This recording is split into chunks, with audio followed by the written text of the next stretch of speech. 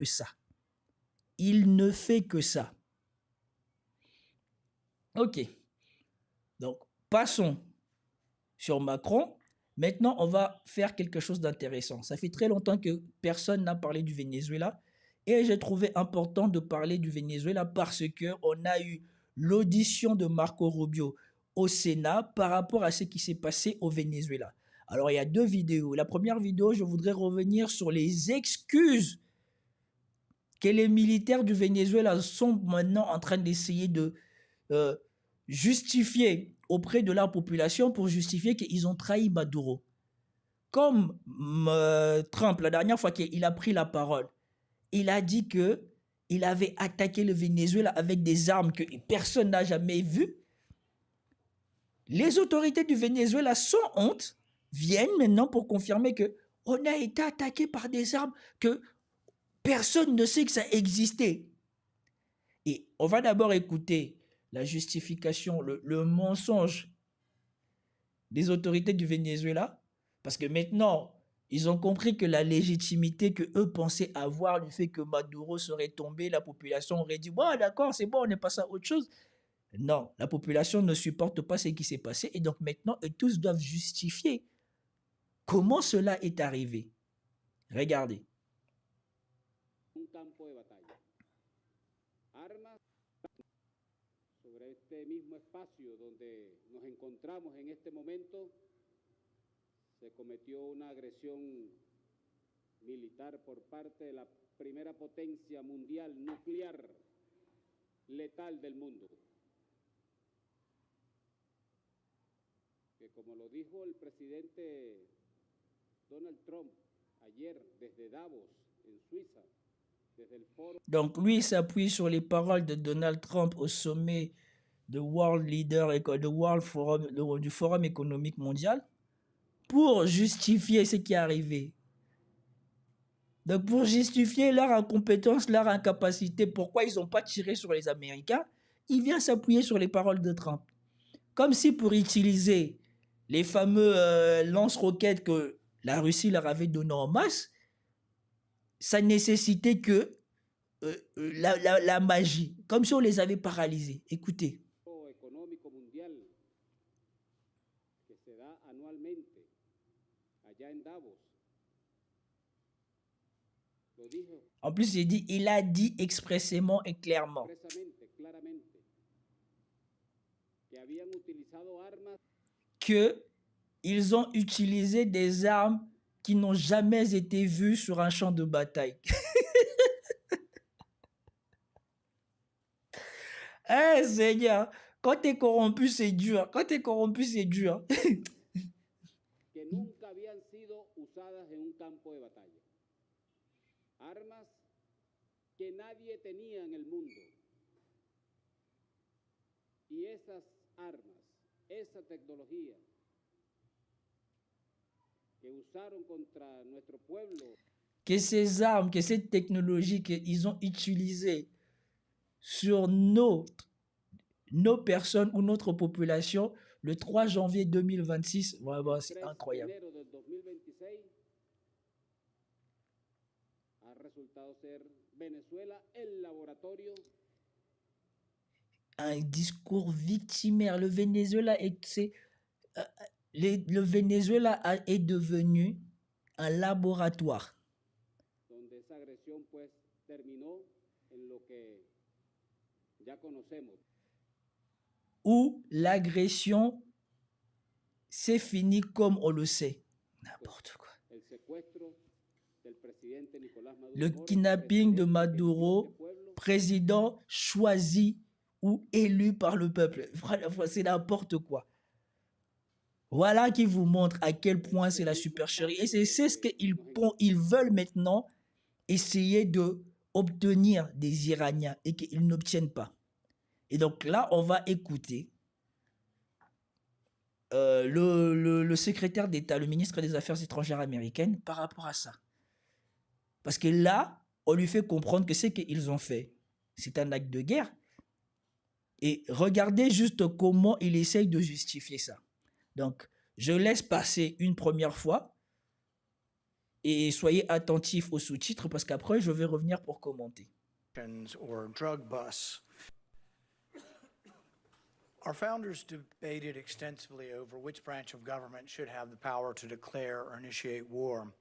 Virtually unanimously, they decided, and what was entered into the Constitution was that the declaration or initiation of war would be the power of Congress.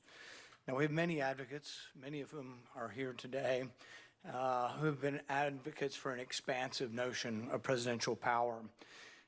They often argue that wars are not really wars, that they're kinetic actions or drug busts. I think, though, if you reverse the circumstances, it becomes very difficult for these arguments to hold up. So I would ask you, if a foreign country bombed our air defense missiles, captured and removed our president, and blockaded our country, would that be considered an act of war? Well, I think your question is about and I will acknowledge you've been very consistent on all these points the entire career. So let me, no matter who's in charge. So I will point to two things. The first is it's hard for us to conceive that an operation that lasted about 4.5 hours and was a law enforcement operation to capture someone we don't recognize as a head of state, indicted in the United States, wanted with a $50 million bounty. My question would be, if it only took 4 hours to take our president, it's very short, nobody dies on the other side, nobody dies on our side, it's perfect. Would it be an act of war? We just don't believe that this operation comes anywhere close to the constitutional definition of war. But would it be an act of war if someone did it to us? Nobody dies, few casualties, they're in and out, boom, it's a perfect military operation. Would that be an act of war? Of course it would be an act of war. I'm probably the most anti-war person in the Senate, and I would vote to declare war if someone invaded our country and took our president. So I think we need to at least acknowledge this is a one-way argument. One-way arguments that don't rebound, that you can't apply to yourselves, that cannot be universally applicable are bad arguments. Voilà. Donc ici, vous avez Marco Rubio qui est interrogé par cette personne du Congrès, du Sénat. Et maintenant, on va revenir on va couper ça en 3 moments.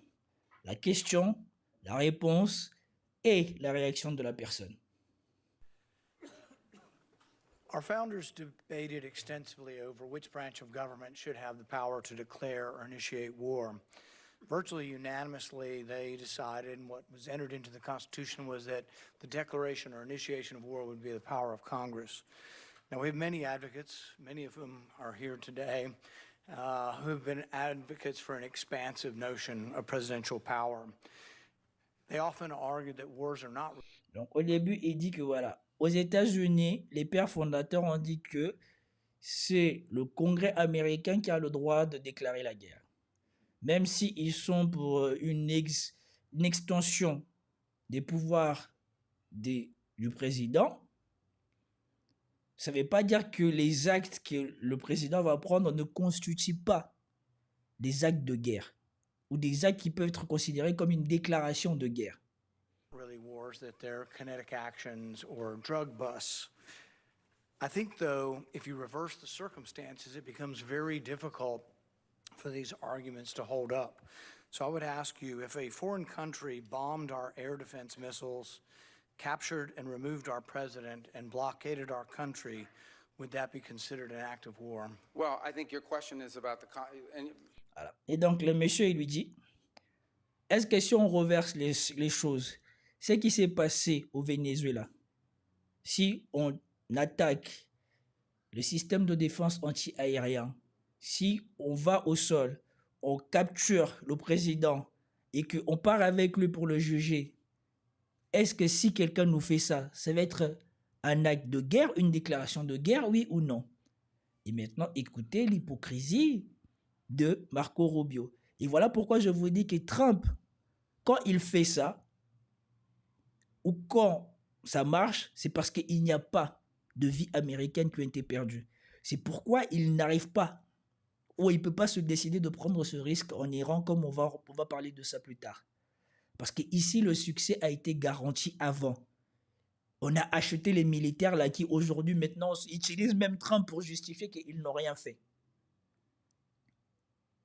Mais concrètement, on lui dit, si on reverse, si on change les choses, penses-tu que vous ou nous les Américains, on ne va pas considérer ça comme une acte de guerre? I will acknowledge you've been very consistent on all these points the entire career. So no matter who's in charge. So I will point to two things. The first is it's hard for us to conceive that an operation that lasted about 4.5 hours and was a law enforcement operation to capture. Donc, c'est difficile pour eux de considérer qu'une opération de 4 heures, et ils ne considèrent pas que c'est une opération militaire, hein, même si c'est des militaires qui ont agi. C'est les forces de l'ordre. Ouais, non. Les Américains, ils sont malades. Il a dit c'est les forces de l'ordre qui sont partis capturer. Et écoutez la suite. Someone we don't recognize as a head of state. Quelqu'un qu'on ne reconnaît pas comme un président. Donc, ce n'est pas important que toi, tu gagnes les élections, que dans ton pays, la Cour constitutionnelle te considère comme président. Si eux ne te considèrent pas comme président, tu n'es pas président. Donc, ça veut dire que tous les autres pays qui diraient que voilà, Trump, il est élu président des États-Unis, mais ça ne nous concerne pas, eh bien, eux aussi seraient libres de faire ça. En théorie. Indicted in the United States, All right, wanted with a $50 million my bounty. question would be, if it only took 4 hours to take our president, it's very Et donc, lui, il lui retorque. Donc, si les gens font la même chose en 4 heures, kidnappent notre président sans qu'il y ait de blessés, de quoi que ce soit, est-ce que maintenant, pour nous, on va considérer que c'est un acte de guerre, oui ou non? short, nobody dies on the other side, nobody dies on our side. It's perfect.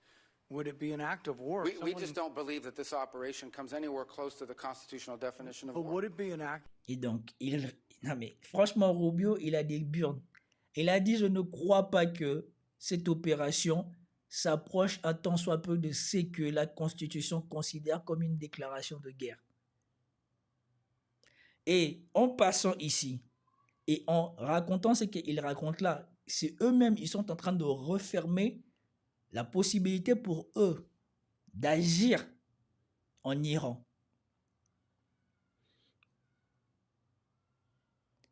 C'est là qu'ils sont en train de se mordre la queue, en fait.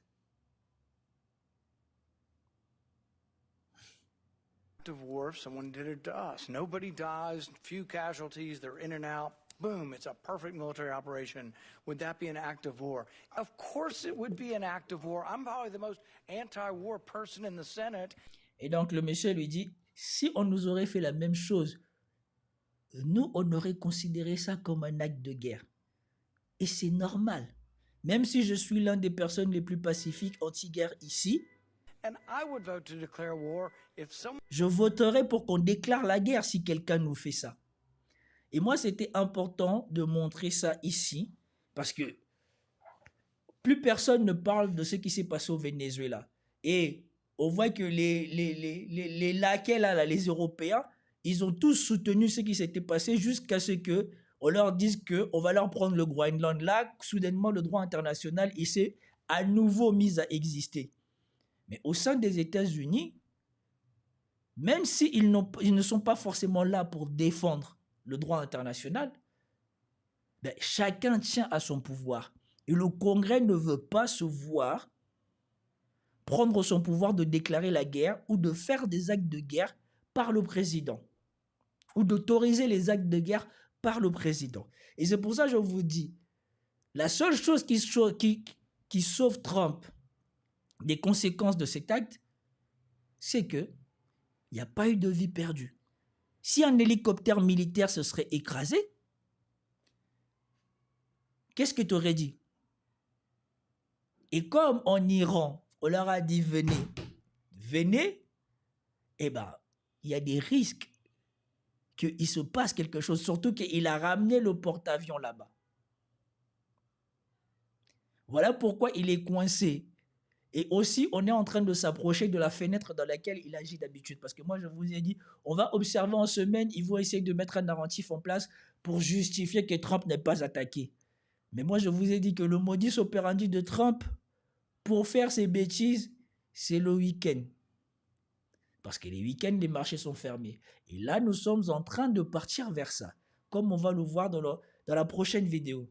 Mais vous vous rendez compte? Ici, ce qui sauve, c'est là. Ce qui fait que Marco Rubio peut parler comme ça, peut transformer cet acte de guerre, soi-disant, à une opération de police, comme si on va arrêter quelqu'un avec un mandat d'arrêt.